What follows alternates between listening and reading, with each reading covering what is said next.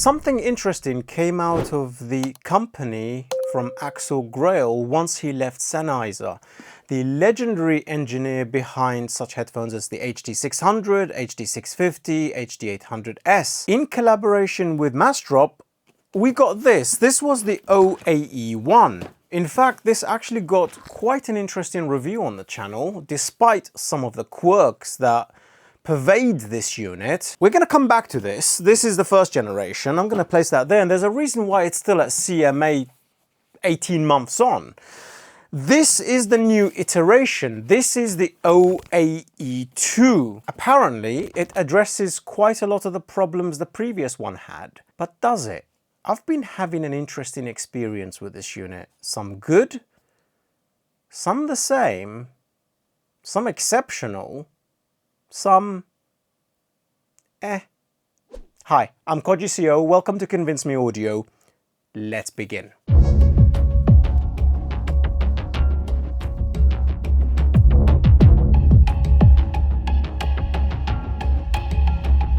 First and foremost, I would like to extend a massive shout out and thank you to Electromod, a distributor in the United Kingdom for equipment such as these, the DCA Danklark audio, that is, headphones, top-in, etc. All of their details are down below. If you fancy grabbing something from these companies and you're based in the UK, it's very much appreciated. They're very, very helpful, and a very, very nice lad as well over there.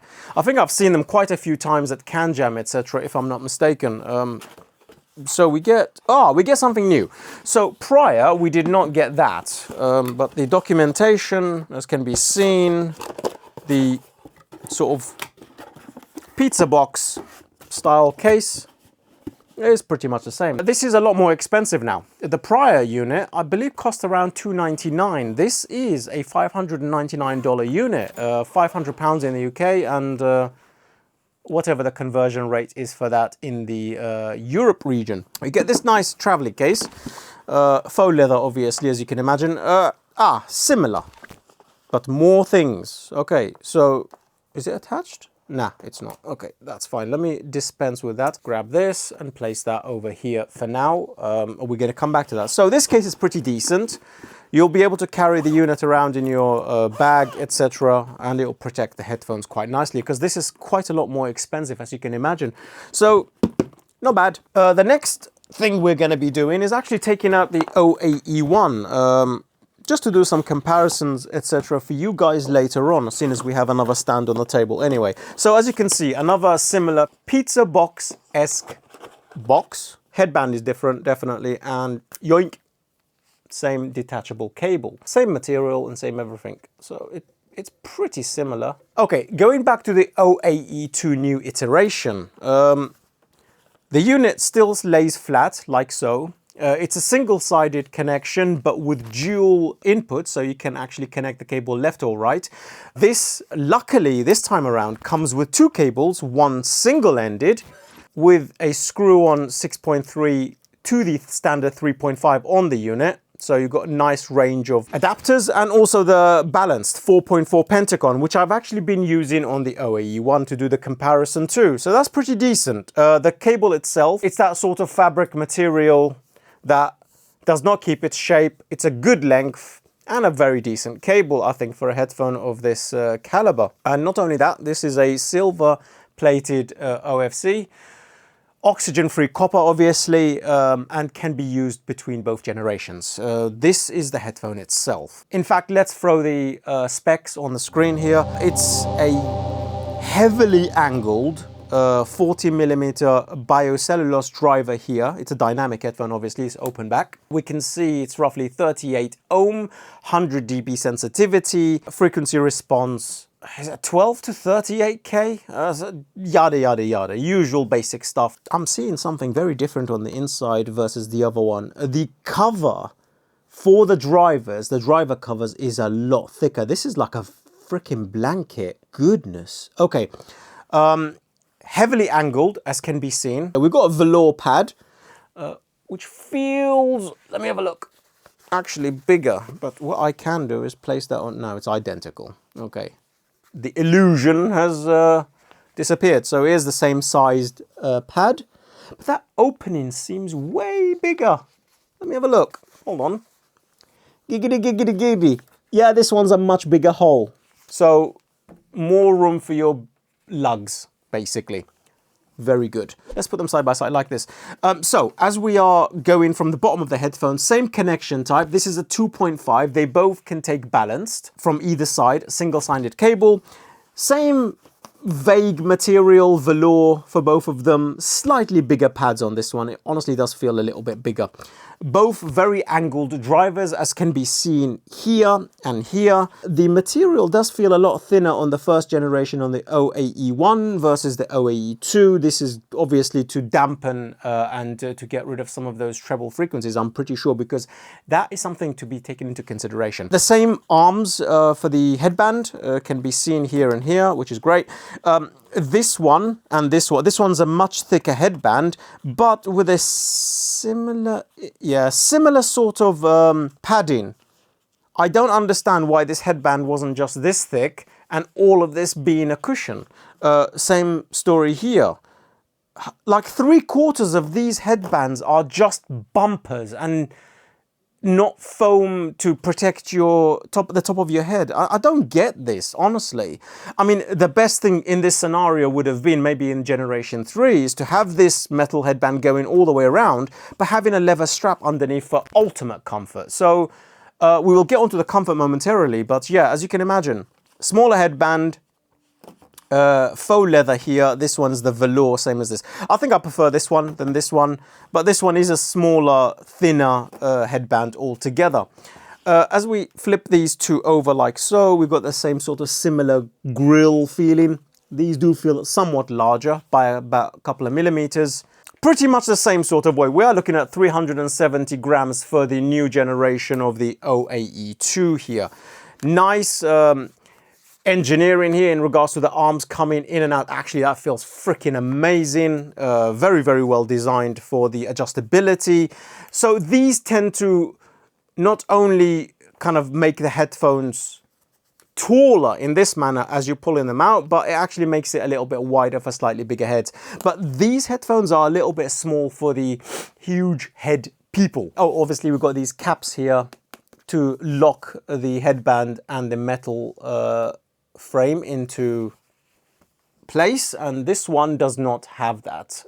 Just something different here to take into consideration. Obviously these 180 swivel forward and back, but only a very slight amount, just enough to get the perfect angle for your head shape. Let's jump onto the comfort. Comfort is the same as before. These pads and the headband take a while to break in. There is a little memory foam here that is quite dense so that it distributes the weight, but obviously you will never forget that this headphone is on your head. The comfort, I would say 3 tigers out of 5. Second of all, same similar story as before. I think, let's have a look. Yes, we do get a little bit more padding on the outer edges of the angle pad so that the weight here does not add too much pressure to the jawline. But it's definitely still there. This was very uncomfortable for the first 3 weeks or so. You will never forget it's on your head, but as you put it on your head like so, these days, I had to actually stretch it out a little bit like this, a little bit like that, and then now it's fine with a capital F. That's it. It's fine. Let's talk about the equipment it's being ran on.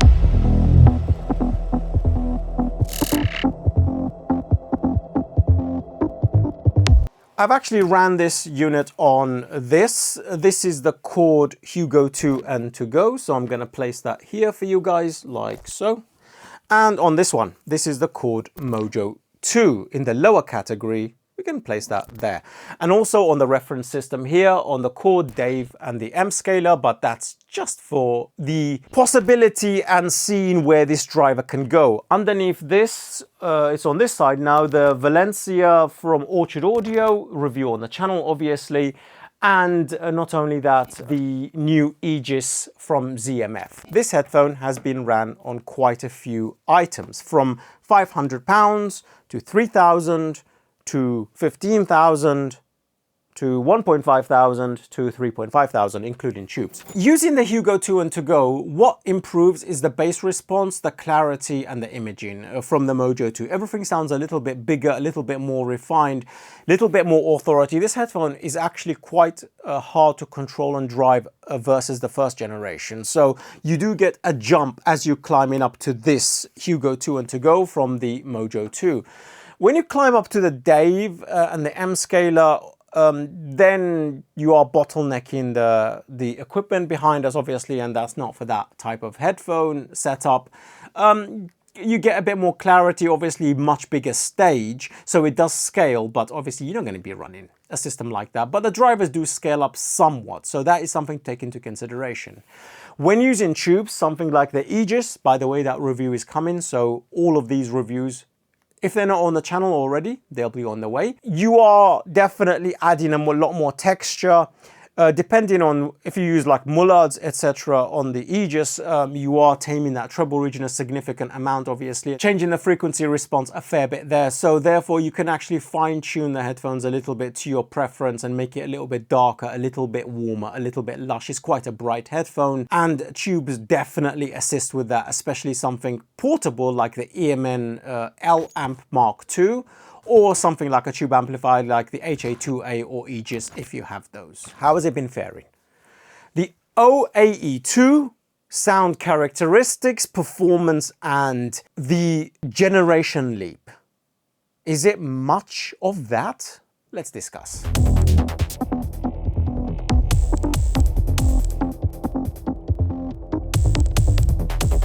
The prior headphone, this one, the OAE1, is a similar frequency response, not by too far. The original was a little bit more laid back, a little bit more congested.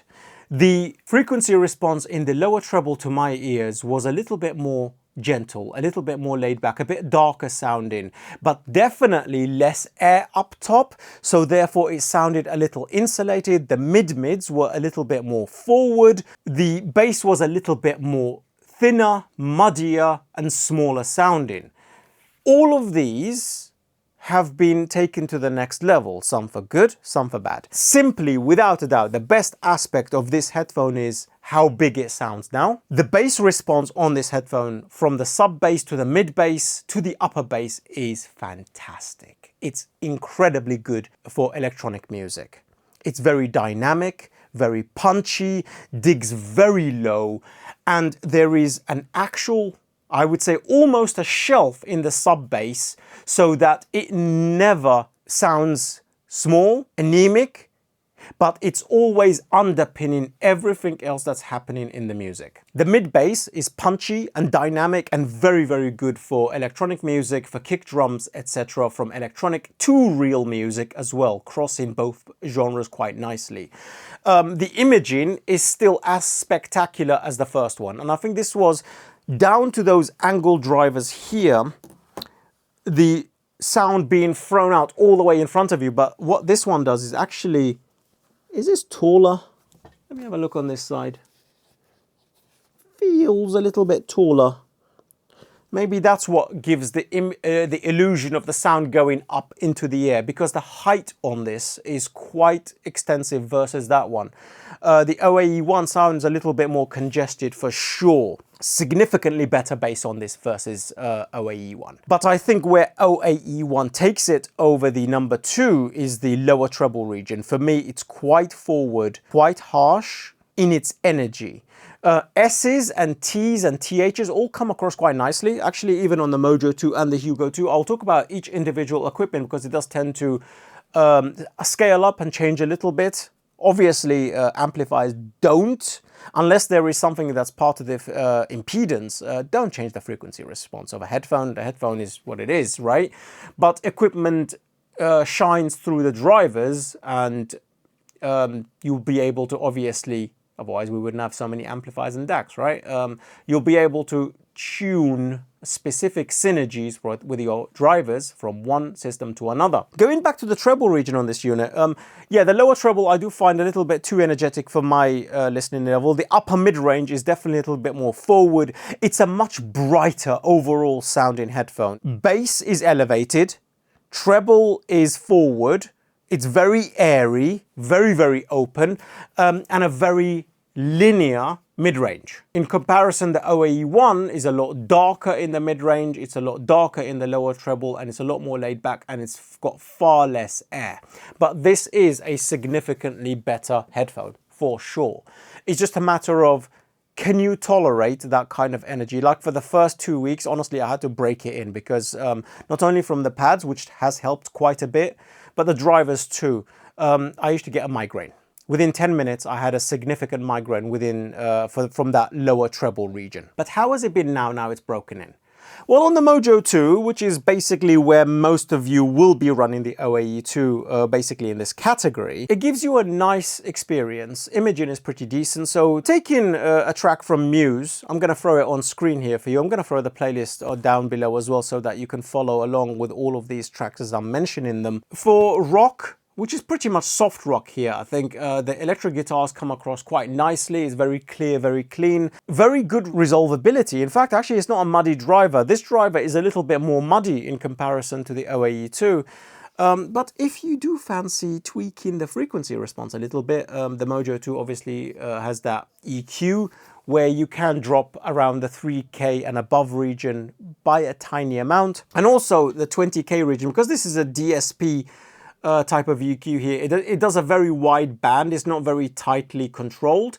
It does a sweep. So therefore, I drop the 3K region by 1 dB and the upper treble 20K and down, I think it does, by 1 dB as well. It just adds a little bit more of that insulation, a little bit less energetic in the treble region, which I'm a bit sensitive to myself anyway, but your mileage will obviously vary. What really does impress is the rhythm guitars, the kick drum. It's very dynamic, very punchy. It's very dynamic in its imaging as well at the same time. Vocal is very centric. It's right here. It's very clear and clean. It does open up the stage a lot and it is thrown out in front of you due to the angle of the drivers. Throw in some electronic tracks, which is the very first track on our playlist actually, here for you. I find the lower treble here is very, very much emphasized for these electronic music, and it does sound a little bit more artificial. Even though it's electronic music, there is something wrong with the frequency response of some of the samples that's being used here that you don't find as much on this one, and obviously far less on something like the headphone by my feet down here, which is going to be reviewed next, and that's the Opal Audio M7. It's a significant upgrade. I mean, it's a significant price jump. In its hardware, it's fine.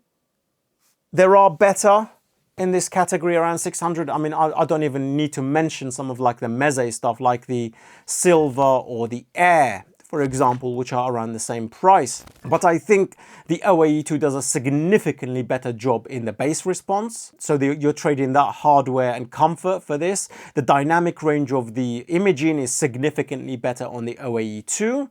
The treble region, I would say it's a bit more controlled and refined in most of the areas on the OAE2, but I think that lower treble region might be a little bit better emphasized and articulated on the Meze 105 Air, for example. What are the downsides of this headphone? Well, for me, the comfort could be improved significantly by what we mentioned previously, just having a strap on this and a very thin headband rather than this huge bumper. Second of all, maybe a little more cushioning around the driver because it's so angled so that you don't get such force here, especially if somebody's got a big head. Like for me, it seems fine when I stretch it out a little bit, but some of you will definitely have problems with that. And I think those are the two when it comes to the comfort. Maybe something slightly softer. This feels a bit rough, but it does seem to be breaking in quite nicely. And maybe time will tell, obviously, once it breaks in properly. There are ways to make this a bit more comfortable and more kind of nicer to wear in a long session, for example. Sonically,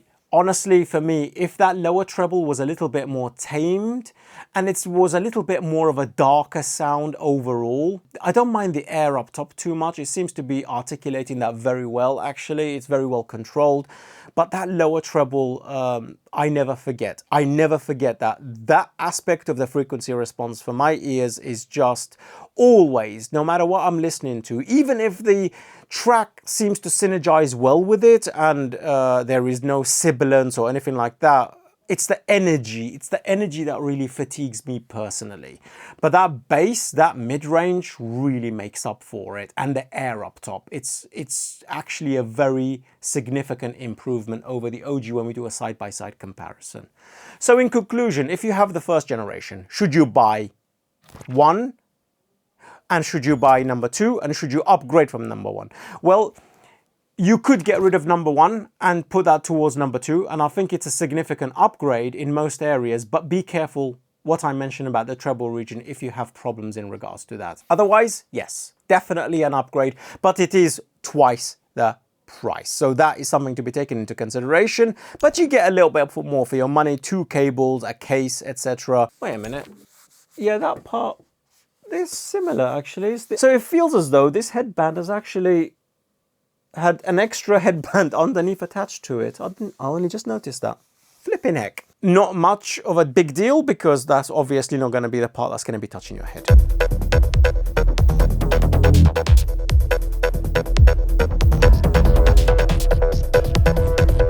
So in conclusion, yes, it is an upgrade with some caveats. If you like reviews such as these, consider joining Patreon. You get access to early reviews, you get access to the private Telegram chat, and you get to hear about all of these equipment and watch the reviews before anyone else. Otherwise, a like, a share is all I require from you. Until the next one, peace.